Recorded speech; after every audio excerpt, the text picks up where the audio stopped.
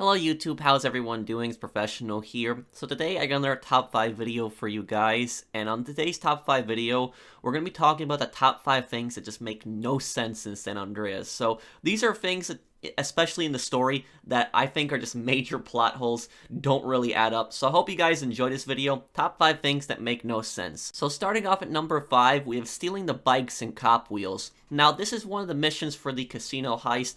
As CJ and his friends are preparing to rob Caligula's casino, what happens is one of Woozy's guys tells CJ that the armored trucks are oftentimes escorted by police bikes. So then CJ says, we're gonna go and get police bikes. Now once they exit the casino, CJ tells him to keep going down the freeway and that he'll bring the bikes to him. For some reason, CJ knows exactly where 4 police bikes are across the city, but the thing is though, is that generally police bikes are actually one of the most common vehicles in the game, so you can see police bikes all over the map generally. Oftentimes, you'll find them just driving around the streets, but for some reason, in this mission, there are no police bikes on the streets. Instead, you have to go to these specific 4 locations that are on each edge of the city, and you have to deal with a wanted level while driving the bikes towards this truck and putting it on the ramp. The problem with this is that I actually stole 4 bikes before this mission actually started, and I actually put it in a garage pretty close to the casino. So take a look at this right here. I actually drove to the garage here. I took one of the bikes out of the garage, tried to drive it on the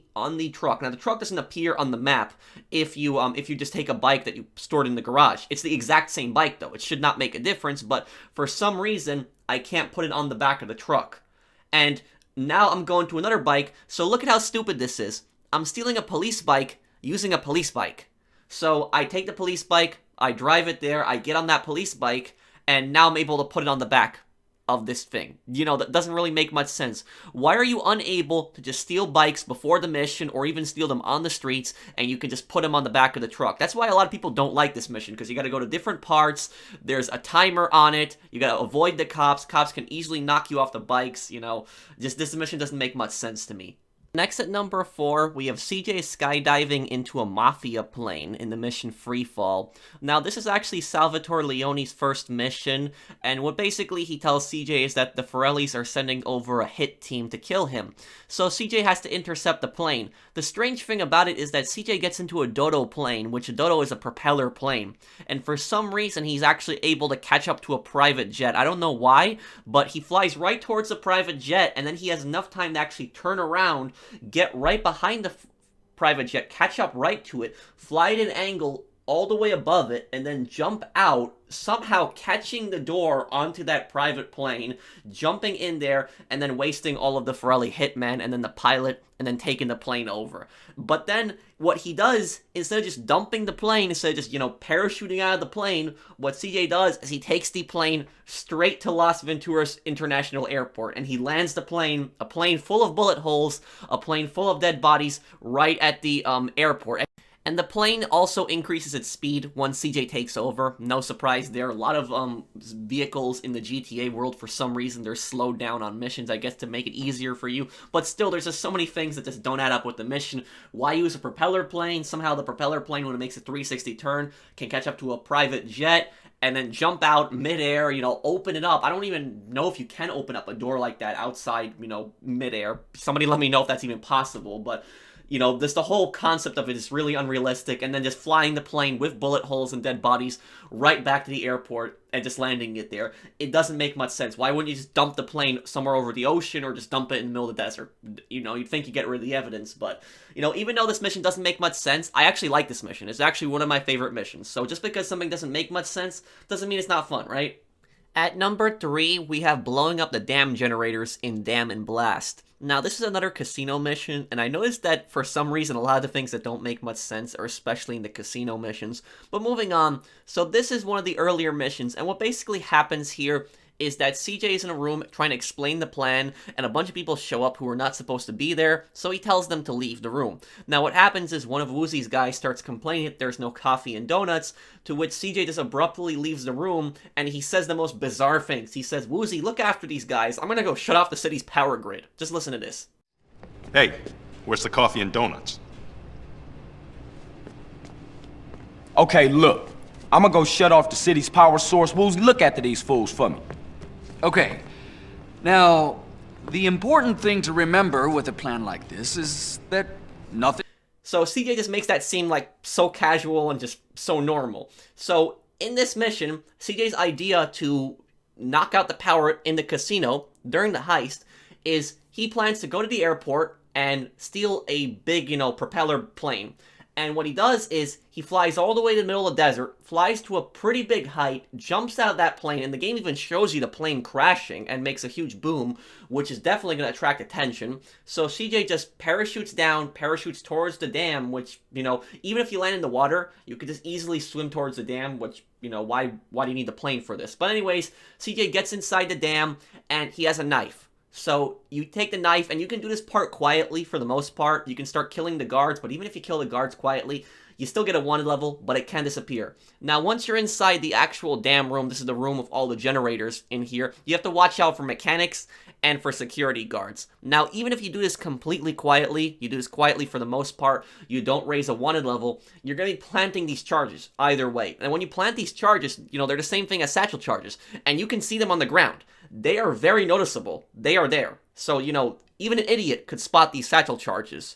So, CJ kills a bunch of people quietly, plants satchel charges on all these generators, and then even if you do that stealthily, what happens is the hatch gets locked, CJ gets trapped on top of the dam, the police surround the dam, and then CJ just decides to just jump off of the dam and into the water, which would have killed any normal person because, that is just way too high to jump into the water. But what's the most ridiculous thing about this mission isn't even everything that I've described.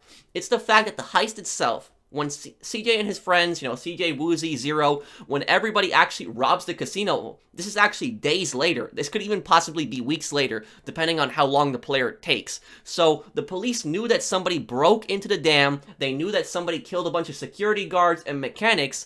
You would think that they would check the generators to make sure that there was nothing wrong with them, but for some reason, those satchel charges that CJ planted there will still be there days or weeks later. Nobody will have found them, and then he detonates the charges which knock out the power to the casino. You would think that blowing up this many generators, and this is supposed to be based on Hoover Dam, you would think that blowing up this many generators would knock out way more power than just for the casino, but for some reason, all it does is knock out the casino power. The mission is just so bizarre and just so ridiculous, but still, pretty unique mission, and I actually thought the mission was kind of fun, even though it was really bizarre and just really unrealistic. Moving on to number 2, we have Torino taken to the airport. This is in the mission Mike Torino when you first meet Torino. Now what happens is a rival gang actually steals the van that's actually full of coke and kidnaps Torino, who is actually in the back seat. Now CJ and T-Bone have to try to figure out where Torino is, and T-Bone talks to Torino on the phone, and Torino just tells T-Bone what he hears. Now the first site that you actually go to is you go to a building site that's actually in Doherty, a construction site, but then you actually think that he could possibly be at the docks. But then it turns out at the end that Torino was actually taken to the airport, which doesn't really make much sense. And the gate at the airport was actually shut out. Now, some people might say that maybe, the gang had some kind of hangar at the airport, but even if they did, they wouldn't shoot out the gate and just kill the guards in the front. That attracts way too much attention. Shit! He says they stopped, then he heard gunfire. He thinks they just shot their way through a security gate. They don't have heavy security at the docks, but they do at the airport's freight depot. To the airport, rapido! That's the gate they shut out. And some dead security guards. So this gang kidnapped Torino with a van full of cocaine and takes it to the airport. And then do you know what the gang does? The gang drives down the middle of the airport runway. Why? I never understood this. Why did they take Torino to the airport out of all places? I know some people saying maybe they were going to dump the car at the end of the runway in the water, but they could have easily done that at the docks and not attracted so much attention. You would think that when somebody and gang is committing a crime like this, stealing tons of cocaine and about to kidnap and murder somebody, you would think that they're going to do this in a more discreet location, not in the middle of the runway on an airport. The whole thing makes no sense. And then you blow up the car with the drugs in it in the middle of the runway, which Torino is actually smart for doing that because you're actually going to get caught with that because the police are about to surround the scene. But then you got to get out of there because there's a huge wanted level. So why did they take Torino to the airport? It just doesn't make much sense. I just think it's just so ridiculous. But there's one other thing with this mission. So right after you blow up the van, there's this limo that just happens to be here, and this is the limo that the majority of people are going to take because there's no other vehicles anywhere close. So you take this white limo, and you're getting away from the cops, and you take it to the paint and spray, but guess what? When you take it to the paint and spray, it resprays the limo to be white again. For some reason, I don't know why, that just makes the cops go away. You know, this mission is pretty bizarre. And number one, what could make the least amount of sense in the game? What could be even more ridiculous than everything else that I listed before? And it's CJ's ridiculous armored truck plan in Up, Up, and Away. Now, this is another casino prep mission, another casino heist early mission. I didn't want the entire list to be just dedicated to the casino heist, but there's just so many things, so many plot holes that just don't make sense, so I just had to have this on this list. But anyways, what's so bad about CJ's armored truck plan? Why doesn't it make any sense? Basically, in this mission, CJ is planning on getting an armored truck. They need to get one for the heist. But how do they go about getting one? So the team suggests to CJ, you know, why don't we just steal one off the street? To which CJ says this. Uzi taking care of the uniforms. Now we just gotta get an armored van and respray it with the Caligula's Casino logo. Why don't we steal one while it's on its rounds? That way we can make some money, too. Nah, I don't want to get the crew caught up in some street-level jacking. It could get ugly. He says he doesn't want the crew caught up in some street-level jacking. He says that it could get ugly. So then Zero instead tells CJ that we could get a sky crane, one of those helicopters. So CJ decides to go all the way to the military depot. He goes to a military depot, he fights his way through tons of soldiers armed with assault rifles, and on this mission you're probably going to have to pick up health and armor, which thankfully is in the mission, because you're just going to lose a lot of health. A lot of enemies to kill in this mission. So CJ fights his way through all these soldiers, kills a bunch of them, fights all the way up to the roof.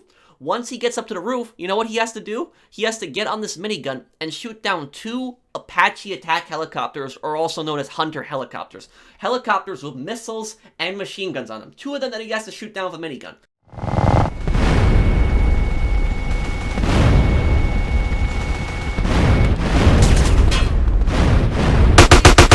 Then he has to go to the top of the helipad, kill a few more soldiers, and then steal a sky crane. But then he has to fly all the way across the city and then pick up the armored truck. And where he picks up the armored truck, the gate at that place isn't even locked. It doesn't even have a gate. So he went through all this effort, killing all these soldiers, shooting down 2 attack helicopters, just to steal a sky crane so he could fly it across the city and pick up the armored truck. Couldn't he have just snuck into this area right here where the armored truck is and just stole it and just drove it to the airstrip? But instead, you gotta fly it all the way to the airstrip. I know you get a sky crane after this mission, which is nice, but the amount of effort that you had to go through in this mission seems like it's even more effort than in the actual casino heist itself. All of that crazy things just to get this armored truck. But that's pretty much it. That's number 1, CJ's ridiculous armored truck plan. I hope you guys enjoyed the video. If there's anything else that doesn't make much sense in the storyline, let me know down below. If you guys enjoyed the video, drop a like, and I'll see you guys on the next one. Take care, everyone.